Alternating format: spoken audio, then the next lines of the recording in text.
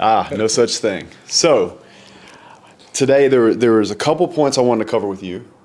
The first one is a big beef that I actually get in my comments when I talk about being a gentleman. Okay. So I want to start this whole thing off with clarifying, because I'll get messages, bro, and they'll be like, you hang out with the Tates, you ought to know that opening doors means you're a simp. And I'm like, bro, you have no idea. So I just want you to speak to gentleman game when it comes to frame and how you run your day-to-day operations. Well, first of all, you have to clarify what a simp is and what simping is. Being nice isn't simping. To me, I have a very unique description of what simping is. I think it's an unfair exchange of value between a man and a woman, usually coming from a man towards a woman. So giving a woman a bunch of free money, giving a woman a bunch of Instagram likes, giving a woman a bunch of Instagram comments, that is simping if she's not doing it back to you. Right. I mean, you'll see me comment, you look beautiful, on a girl's Instagram picture, and she'll reply underneath it, I miss you, Tristan. Yeah. That's not simping. That is a fair exchange of value. Right. Where I'm publicly telling people, I've been there. That's one of mine. Yeah. And I get the validation in return. I don't think there's anything wrong if you were just some guy waiting at the entrance to a restaurant for any woman to walk past and holding the door open in the hope of getting some phone number or something. That really is simping. Yeah.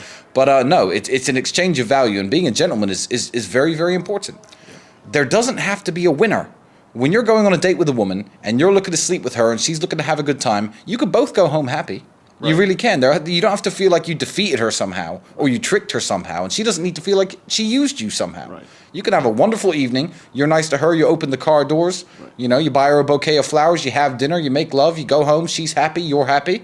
Then you can delete her phone number if you want. But yeehaw. Doesn't need to be a winner. But and it's super important that I think that you say that and people hear you say this, because I think a lot of guys think that opening doors, buying dinner, grabbing a flower, and I don't grab a lot of flowers, and I haven't seen you grab a lot of flowers, but dinner, sending an Uber, yep. Opening doors, being polite, guiding her to the table, opening a chair, doing those type things. I've seen you do quite a bit, and it doesn't seem to be broken to me, cowboy. So, well, essentially, do you want her to have a good time and do you want her to like you? I think it's because of the business that I worked in. People assume that, me or my brother are very rude to women or very mean to women, because men can't wrap their head around the fact that there are some men out there who just have beautiful women who want to have sex with them or want to work for them or want to get naked on webcam in their house and make them a bunch of money. Men can't work it out in their mind. So they think I must be doing something mean. I must be tricking them, beating them, getting them addicted to drugs, screaming at them, rude to them. But that's 0% who I am. It's just people who don't understand the frame of being a top tier guy. But there's absolutely nothing wrong with being nice. If you're a fat loser at work and you're buying flowers for all your coworkers and opening doors there, all right, you're simping. Yeah. Unfair exchange of value. Believe me, I get more value by the end of the night than she gets from me, because I get her naked in my bed. Right. I'm perfectly happy to open the door. It's wonderful. Yeah. It's beautiful. I want her to have a good time. Yeah. I want her to want to come home with me. With a comment. Well, my dad dying was the hardest part for me and Andrew to go through ever. But what you have to understand with things like that is you don't actually have a choice. People say this all the time, like, how did you deal with that? It's like, well, what was my alternative? Bring him back to life? There is no way out of it. So you can either, and people say this all the time, oh, my mother's got cancer, she's going to die in 6 months. What do? I say enjoy the next 6 months with her. There are lots of situations in life where your hands are tied. So with dad dying, it was a simple matter of, okay, you can let this destroy you, which is an option, and people do this all the time, drink themselves to death, I don't know, start cutting themselves, whatever stuff people do to cope with difficult situations, or you can be sad anyway, because you're sad either way, and work 18 hours a day. And in fact, I said that the time I was working the most, when I was around 27, 28, I think he died when I was 27. So you can work 18 hours a day, not let anything distract you, and stay focused on the mission, so that way you have less time to think about it, and you could be sad while you're working. And then, when you start to come to terms with everything, you've got millions of dollars, as opposed to, oh, I've come to terms with everything, but I'm in a rehab clinic. So I think that bad things are going to happen to your life. And everyone watching, this is the sad truth of it. Your parents are going to die too. Before you. I mean, most of you. So that is going to happen. So I didn't really see why it was difficult. as much as it was unpleasant, I don't think it was difficult because there isn't a way out of it. So that's the best way I can describe it. You could be a sad winner or a sad loser. So go and win every day. I think I guess everybody takes it differently, but I've never been the type to, mope about, be depressed, complain. Yeah. If anything bad happens in my life, I just get on with it. And I think I can thank my dad for that, because he's been an amazing role model. Because when I was 11, I lost my mother. Yeah. So he lost his wife. He also lost his brother, who committed suicide a couple of years after that. Didn't have any parents. So he'd gone through a lot of shit, but he never complained. He was always very positive, always did whatever he could for me and my brother.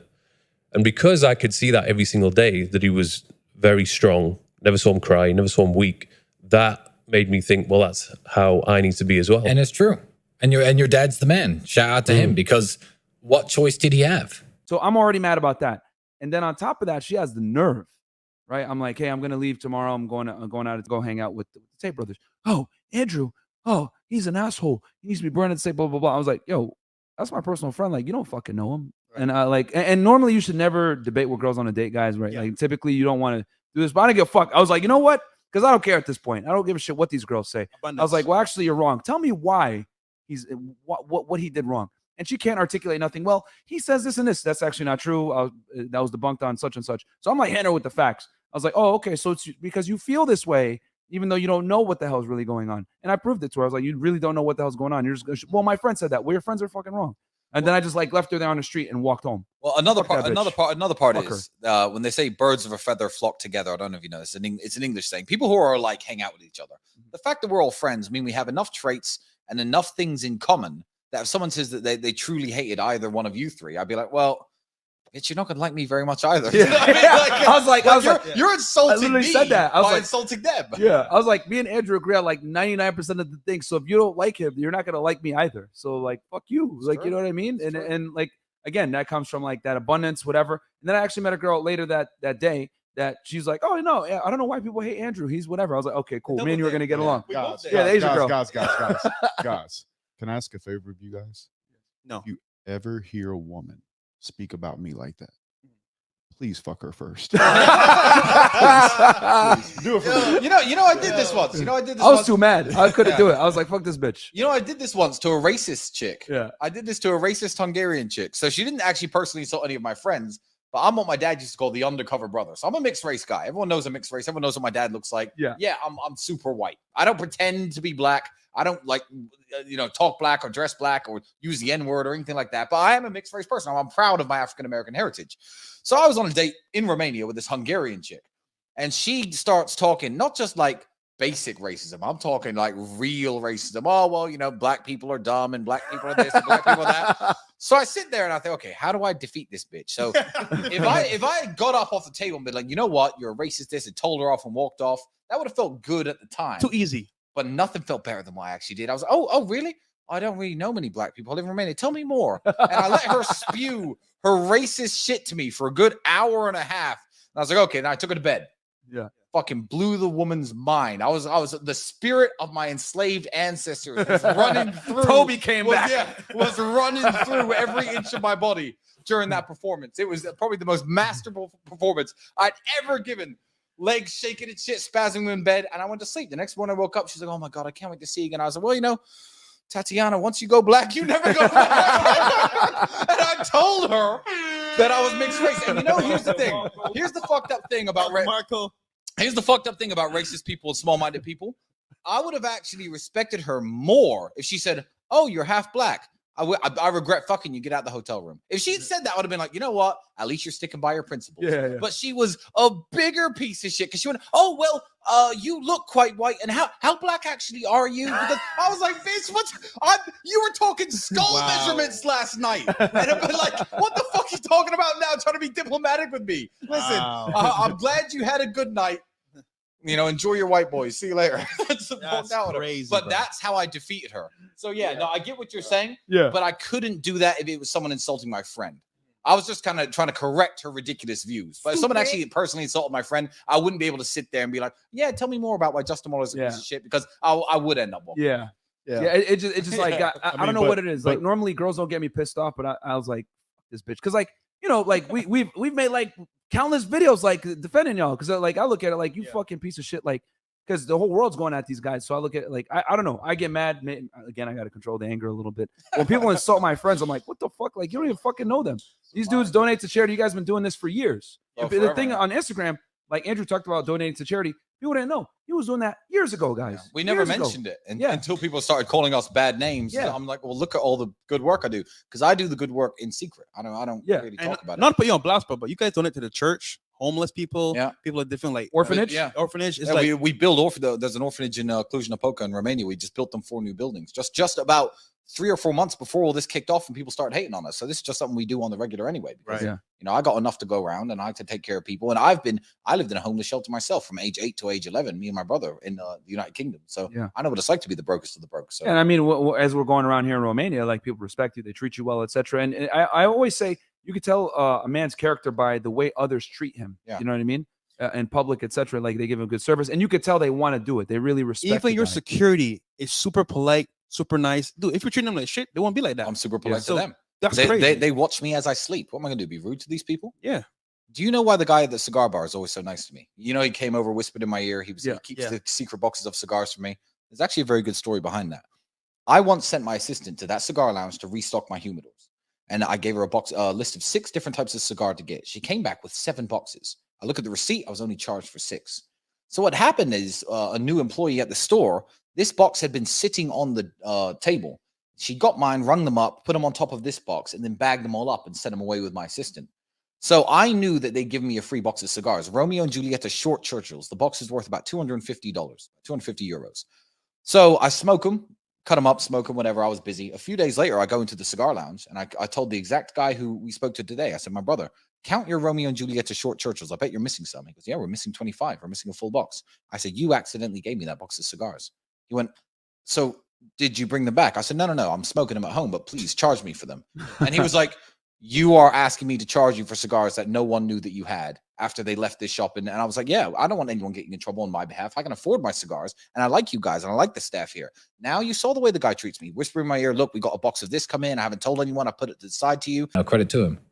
Off topic, but a random question. What is your biggest fear? This is going to sound so arrogant, and people always tell me this. I don't have any fears. I don't have any irrational fears. I mean, like, I'm not afraid of these things, but like, you could obviously say, oh, I don't want my mom to die, I don't want my brother to die, but these aren't fears. I don't live every day thinking these things are going to happen. Mm-hmm. If you mean what am I actually scared of, like spiders, snakes, nothing. I don't swim in oceans. Not necessarily because I'm scared, because I could swim in an ocean. I could get in the water there and swim over to the Ferris wheel, no problem. I just prefer not to. Mm-hmm. I don't skydive, not because I have a fear of heights, because I prefer not to.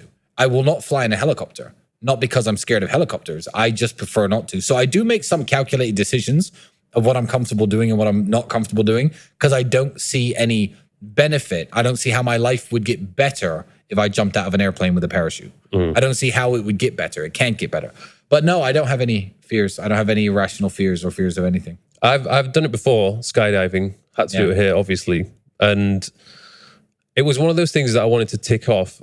But did I really enjoy it? I wouldn't necessarily say so. Would I do it again? Probably not. Like, it was pretty damn scary. And I'm at a point now where I actually don't want to play around with my life. Too much to lose. That's where I'm at. I just thought I've spent so much time in my life, trying to be healthy, take care of myself.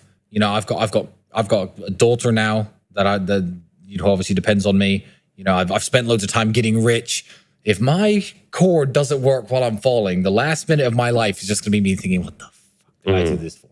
Why? And will that happen? Most likely no. But every skydiving center in the world, if you troll the forums long enough, you find out the deaths and who died and when. Mm-hmm. Everyone in the world. So I'm not talking bad about this one here particularly, or the one in California where I was offered to skydive, or the one in Australia. I'm telling you, every skydiving center in the world, Google hard enough and you'll find people who have died doing this at the exact center you're doing it from, which just puts me off. Well, they're obviously going to keep quiet about it because it's their business. Of course they do. But if you troll the internet hard enough, you find out.